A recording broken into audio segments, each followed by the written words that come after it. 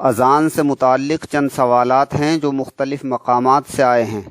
ان میں سب سے پہلا سوال محمد افضل صاحب نے جے پور سے کیا ہے۔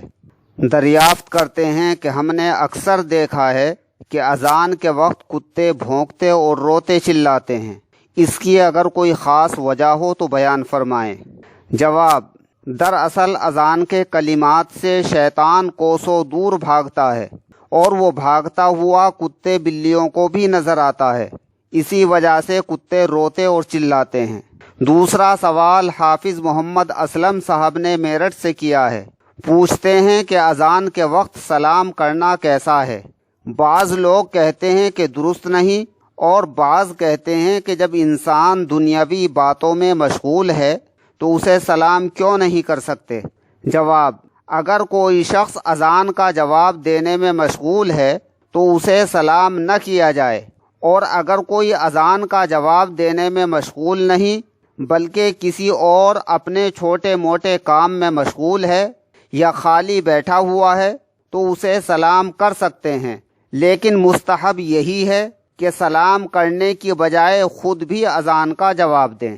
تیسرا سوال محمد عارف صاحب نے گلبرگہ کرناٹک سے کیا ہے۔ دریافت کرتے ہیں کہ ہماری شہر کی مسجدوں میں بعض مرتبہ عصر کی اذان ایک ہی وقت ہوتی ہے، اس وقت ہمیں کون سی اذان کا جواب دینا چاہیے؟ جواب: اگر ایک ہی وقت مختلف اذانیں ہو رہی ہوں تو ایسی صورت میں اپنے محلے کی مسجد کی اذان کا جواب دیا جائے، اور اگر محلے میں کئی مساجد ہیں تو جس مسجد میں آپ نماز پڑھتے ہیں اس مسجد کی اذان کا جواب دیا جائے۔ ہاں، اگر 2-4 منٹ کے وقفے سے مختلف اذانیں دی جاتی ہیں تو ایسی صورت میں اپنی مسجد کی اذان کا جواب دینا مستحب اور دوسری اذانوں کا جواب دینا بہتر اور افضل ہے۔ چوتھا سوال عبد الہادی صاحب نے سہرسہ بہار سے کیا ہے۔ کہتے ہیں کہ ہمارے مؤذن صاحب تو بہت جلدی اذان دیتے ہیں کہ ایک کلمہ ختم ہوتے ہی دوسرا کلمہ شروع کر دیتے ہیں، جبکہ محلے کی دوسری مسجد کے مؤذن صاحب 7-8 منٹ میں اذان دیتے ہیں۔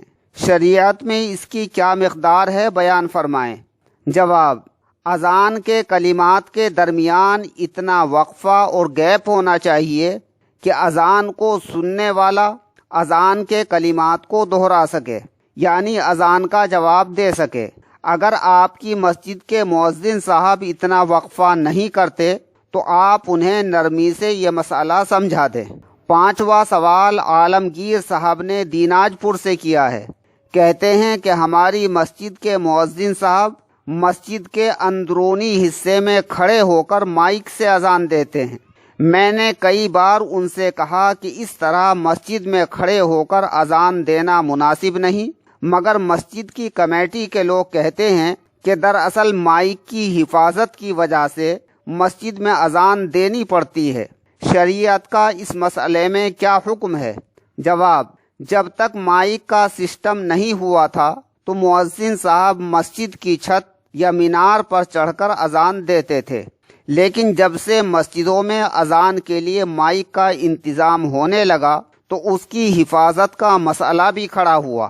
چنانچہ مسجد کی کمیٹی مسجد سے متصل ایک ایسا کمرہ بنانے لگی جس میں مائک وغیرہ رکھا جا سکے۔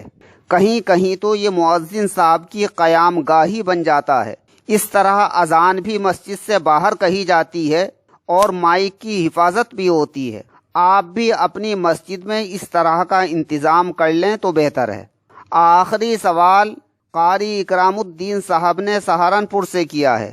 دریافت کرتے ہیں کہ ہمارے یہاں ایک شخص اذان و اقامت کے لیے مقرر ہے، مگر جب جماعت کھڑی ہوتی ہے تو اقامت کوئی دوسرا شخص کہہ دیتا ہے۔ بعض مرتبہ ایک ساتھ کئی لوگ تکبیر کہنے لگتے ہیں۔ شریعت کی روح سے کیا حکم ہے؟ جواب: جو شخص اذان کہے اقامت کہنے کا حق بھی اسی کو پہنچتا ہے۔ ہاں، اگر کوئی دوسرا شخص اس سے اجازت لے لے تو پھر دوسرا شخص اذان بھی کہہ سکتا ہے اور اقامت بھی، لیکن اگر اس کی اجازت کے بغیر اذان یا اقامت کہی گئی اور مؤذن کے دل پر یہ بات گراں گزری تو پھر اس شخص کو اذان یا اقامت سے روکا جائے گا۔